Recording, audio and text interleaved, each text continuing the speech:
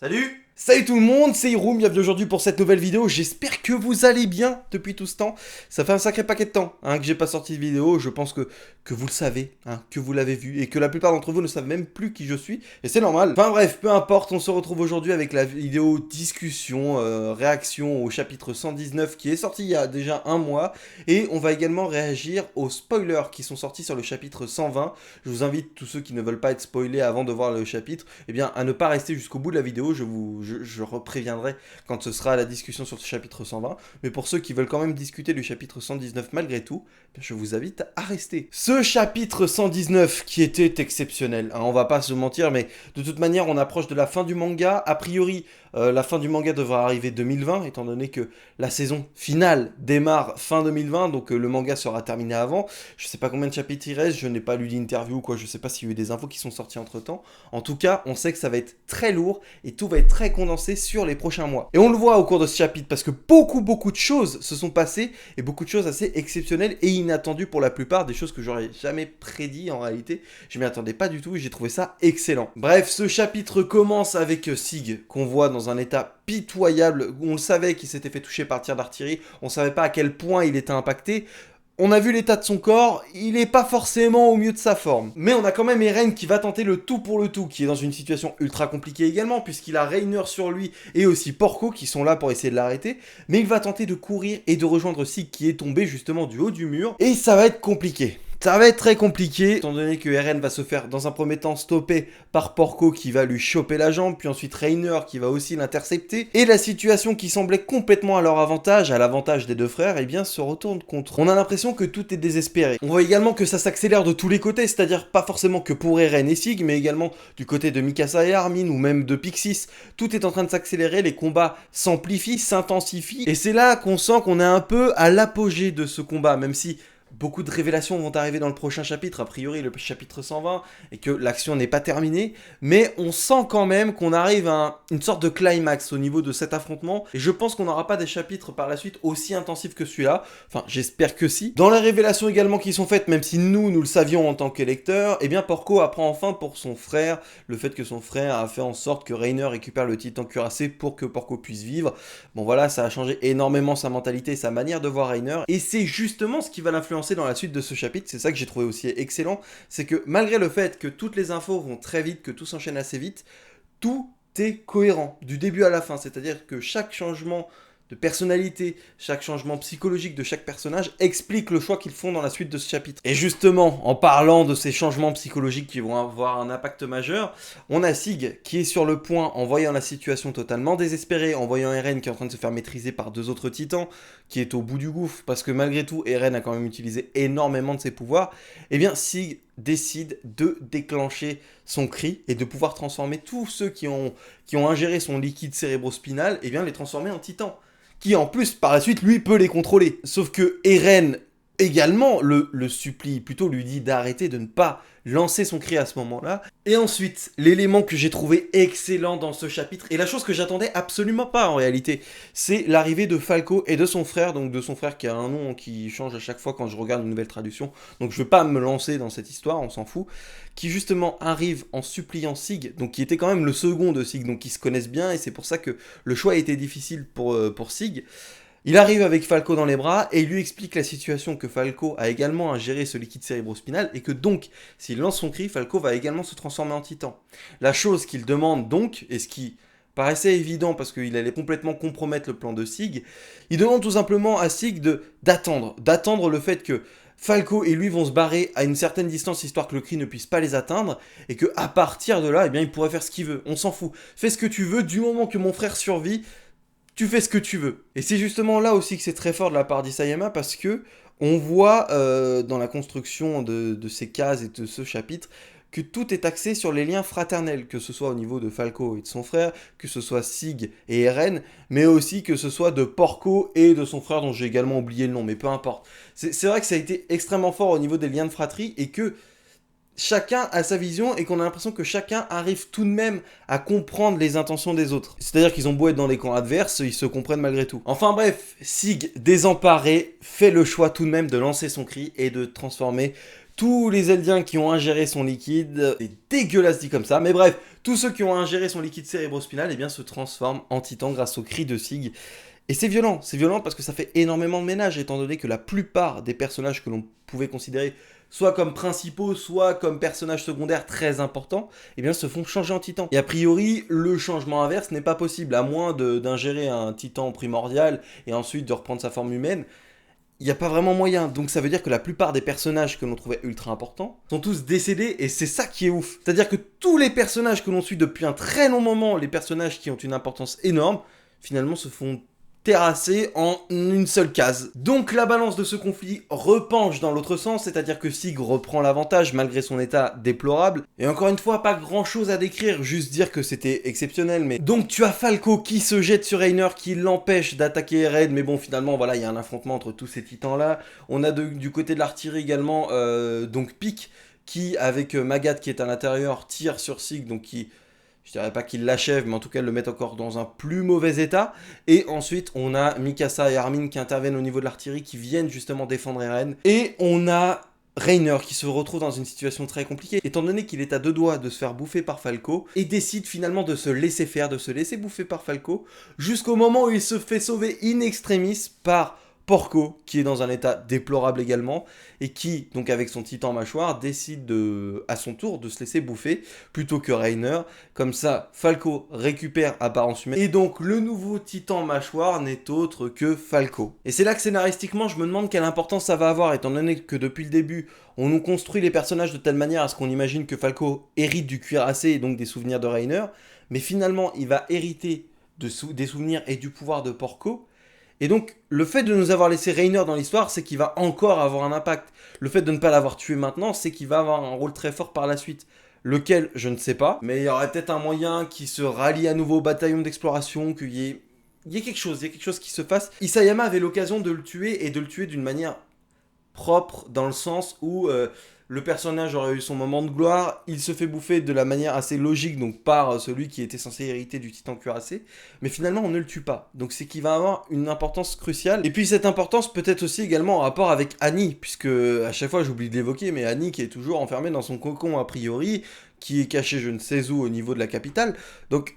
Je pense qu'elle aura son impact par la suite. Peut-être que... Est-ce qu'ils vont la faire sortir, ou est-ce que justement ils vont la rencontrer sur le fameux chemin, cette histoire-là qu'on a vue il y a quelques chapitres. Et justement, les spoilers nous invitent pas à voir Annie sur le chemin, mais Sig et Eren ont l'air de se dire... Ouh. Ok. Bon, on reprend. Oh la vache. Je sais pas ce qu'il en est pour Annie, mais effectivement, elle est encore vivante, elle est encore là, et c'est comme je le dis, tous les personnages que Isayama n'a pas tués auparavant, qui sont encore vivants, ou du moins potentiellement ont une puissance d'agir, bah ils vont avoir un rôle. Je veux dire, tu vas pas laisser Annie depuis je ne sais combien de chapitres, dans son cocon à rien faire. Et c'est pareil pour Reiner, si là il ne l'a pas tué, pour moi c'est qu'il va avoir un impact énorme par la suite, ou du moins énorme, du moins important, pour la construction soit d'un autre personnage, soit pour le déroulement du récit. Et c'est vrai que Reiner, nous l'avoir emmené jusqu'ici, par exemple, Bertholdt a été tué. Reiner est toujours là. Pourquoi autant d'impact? Pourquoi autant d'importance sur Reiner?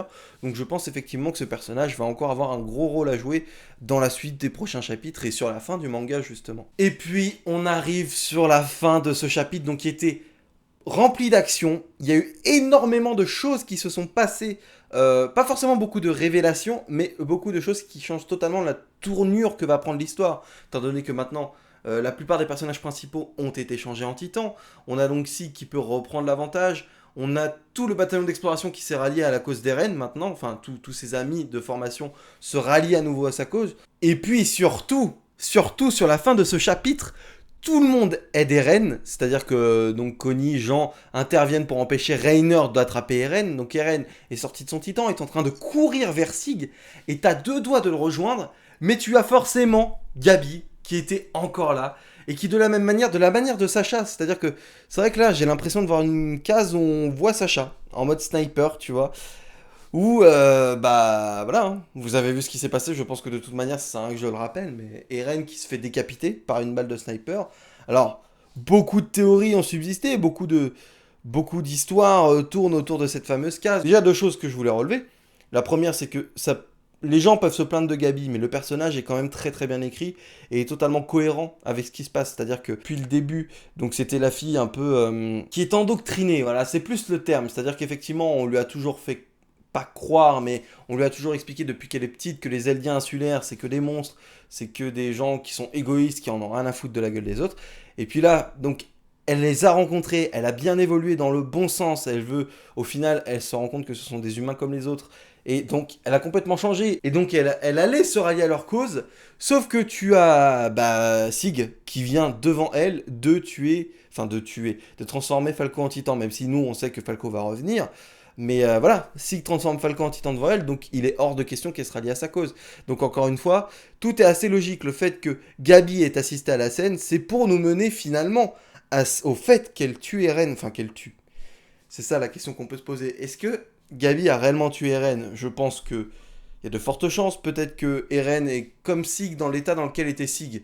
Bon, même si là il s'est fait complètement arracher la tête, mais pour rappel, Sig était déchiqueté en deux, il me semble, là, avec les lances que lui avait planté Levi, au moment où il avait fait le kamikaze, et puis il s'est retrouvé face à une jeune fille au niveau de ce qu'il appelait le chemin, donc on ne sait pas trop ce que c'est encore, et puis il est revenu à la vie, complètement soigné, donc il y a de fortes chances que ça puisse arriver pour Eren. Si ça arrivé pour Sig il n'y a pas si longtemps que ça, pourquoi Eren devrait mourir à ce moment-là? Et puis de toute manière, je pense qu'on va arrêter ce débrief du chapitre 119 et on va passer aux quelques cases de spoilers qui nous ont été données, ou quelques pages plutôt, pour ce chapitre 120. Donc pour ceux qui ne veulent pas se faire spoiler le chapitre 120 qui va sortir très prochainement, je vous invite tout simplement à quitter cette vidéo et puis on se retrouve très vite pour en reparler.